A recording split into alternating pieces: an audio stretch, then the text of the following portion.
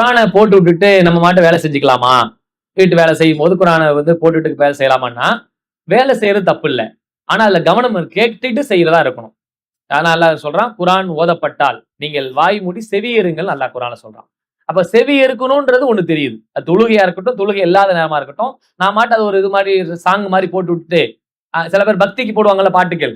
பக்தி பாட்டு போடுற மாதிரி சில அப்படிலாம் மக்கள் ஈமான் இருக்குன்னா, அது மாட்டும் போட்டு விட்டா அது மாட்டும் ஓடிக்கிட்டே இருந்தா பரக்கத்தா வீட்டுக்கு பரக்கத்து வரும் அப்படின்னு நினைக்கிறாங்க. குரானை பொறுத்த அளவுக்கு என்னன்னா, நல்லா விளங்கிக்கிடுங்க. நாம ஓதுவதனால் மட்டும்தான் நன்மை. நாம் ஓதணும் அதை. அலிஃப்னு சொன்னா ரசூலா சொன்னாங்க, அலிஃப்னு ஒரு அர்ஃபுன். அது ஒரு நன்மை. அது ஒரு எழுத்து, அது ஒரு நன்மை. 10 நன்மைக்கு உள்ளது. லாம் ஒரு எழுத்து, மீம் ஒரு எழுத்து. அப்ப ஒவ்வொரு எழுத்தையும் ஓதும்போது நமக்கு 10 நன்மை ஓடிக்கிட்டே இருக்குமே தவிர, நம்ம எத்தனை குரானை வாங்கி வீட்டுல அடுக்கி வச்சாலும் நன்மை கிடையாது. எத்தனை குரான் சூறாக்களை வாங்கி வீடு ஃபுல்லா ஒட்டி வச்சாலும் நன்மை கிடையாது. இதெல்லாம் எதுக்கு ஒட்டி வைக்கிறாங்கன்னா, நினைவுபடுத்துறதுக்காக. நினைவுக்கு அது பார்த்தா இது பார்த்தா அல்லாஹ்ல ஓதணும், இது பார்த்தா இந்த சூறா ஓதணும், அதுக்கு சூறா இப்படின்னு சூறா ஓதுவதற்காக நினைவுக்காக ஒட்டி வைக்கலாமே தவிர, பக்திக்காக ஒட்டி வைக்கிறது இஸ்லாத்துல கிடையாது. அதை எடுத்து சில பேர் வேணா புது வீட்டுக்கு போனா முதல்ல குரான் கொண்டு போய் வைப்பாங்க, உப்பு கொண்டு போய் வைப்பாங்க, பருப்பு கொண்டு வைப்பாங்க. இந்த மாதிரி சடங்கெல்லாம் வச்சிருக்காங்க இல்லையா? இதெல்லாம் என்னன்னா பக்தியின் அடிப்படையில் வைக்கிறாங்க. இதெல்லாம் வச்சா பரக்கத்து. இந்துக்களுக்கு அந்த மாதிரி நம்பிக்கை உண்டு. அது முதல்ல உப்பு கொண்டு வச்சா அது ஒரு பரக்கத்து கிடைக்கும், அபிவிருத்தி கிடைக்கும் அப்படின்னு நினைக்கிறாங்க.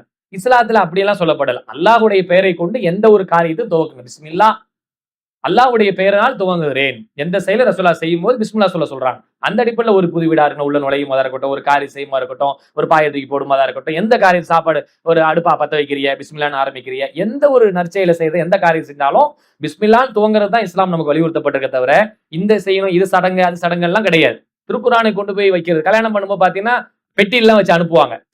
அந்த வெல்வெட்ல என்ன செய்வாங்க, அந்த குரானை போத்தி பெண் வீட்டுக்கு மாப்பிள்ளை வீட்டுக்கு அனுப்பி விடுவாங்க. அது எங்க இருக்குன்னு தெரியாது. கடைசியில குரான் அனுப்பி விடுவாங்க. அது எங்கிட்டாவது போய் மூலையில பரணையில போய் தூங்கிட்டு இருக்கும். அது ஒரு நாள் கூட எடுத்து அது ஓத மாட்டாங்க. அது அனுப்புறதுனால என்ன ஃபாயதா? அது எதுக்கு கொடுத்துருப்பாங்கன்னா, இதெல்லாம் ஓதுமா டெய்லியும் குரான் நினைவோட இரு. எந்த குரான் எந்த வீட்டுல சூரத்துல் பக்கரா ஓதப்படவில்லையோ, குரான் ஓதப்படவில்லையோ, அது கபிர்ஸ்தானுக்கு சமமானது ரசூலா சொன்னாங்க. குரான் வீட்டுல ஓதப்படாத வீடுகள்லாம் எதுக்கு சமமானது? மன்னரைக்கு கபிர்ஸ்தானுக்கு சமமானது ரசூலா சொன்னாங்க. அப்ப நம்ம வீடுகள்ல குரான் ஓதப்படலன்னா அது ஒரு கபிர்ஸ்தான் விளங்க வேண்டியதுதான். நம்ம வீட்டுல தொழப்படலைன்னா, தொழுகை இல்லைன்னா அது ஒரு கபிர்ஸ்தான் விளங்க வேண்டியதுதான். ஏன் ரசூலா சுன்னத்தான தொழுகை கூட உங்க வீட்டுல தொழுவுங்கன்னு சொன்னாங்க ஆண்களுக்கு? பெண்களுக்கு வீட்டுல தொழுவுறோம், ஆண்களுக்கு ஏன் வீட்டுல தொழு சொல்றாங்க? அப்போ தொழுவும் போது அல்லாஹ்வுடைய நினைவு வீட்டுல கூறப்படும். சூறாக்களை நீ ஓதுவதனால் அல்லாஹ்வுடைய பரக்கத்து கிடைக்கும். இதெல்லாம் நம்ம செய்யணுமே தவிர, நம்ம மக்கள் அதெல்லாம் செய்யாம குரானை கொண்டு போய் கட்டுக்கட்டா வாங்கி வாங்கி வைக்கிறதுனால என்ன பலன் இருக்கு? அதுல எந்த பலனும் இல்லை. அதை நம்ம புரிஞ்சுக்கிட்டோம்னு சொன்னா, இந்த மாதிரியான தவறான மக்கள்கிட்ட நம்பிக்கை எல்லாம் நமக்கு வராது. குரானை நீங்க போட்டு விட்டீங்கன்னு சொன்னா, அதை கேட்பதனால் நமக்கு ஒரு நன்மை உண்டு. வாய் மூடி செவியேறுங்கன்னு சொல்லப்படுறதில்ல, அதை கேட்டுக்கிட்டே இருந்தா நம்ம வேற வேற பாட்டுக்கு அது இதுன்னு ஆறாமானதெல்லாம் கேட்காம சூறா ஓதுனா அல்லாஹ்வுடைய வசனம் ஓதப்படுது. நமக்கு சில பேருக்கு ஃபுல்லா ஓத வராது, அரபி உச்சரிப்பு வராம இருக்கலாம், அதுக்கு ஓதுறதுக்கு சிரமமா இருக்கலாம். அதை போட்டு கேட்டுக்கிட்டே இருந்து அது கொஞ்சம் கொஞ்சமா உள்ளத்துல போய் பதியும் போது ஓதுறதுக்கு கொஞ்சம் இலகுவா இருக்கும். அந்த நன்மை நோக்கத்துல நீங்க போட்டுக்கிட்டு கேட்டால் கேட்கலாமே தவிர, கேட்காம சும்மா பக்தி பாடல் மாதிரி அது மாட்டு ஓடிக்கிட்டு இருக்கோம், நான் மாட்டு இங்க வேலையை பார்த்துக்கிட்டு இருப்போம் அப்படின்னா அதுல எந்த ஃபாயதாவும் இல்லை.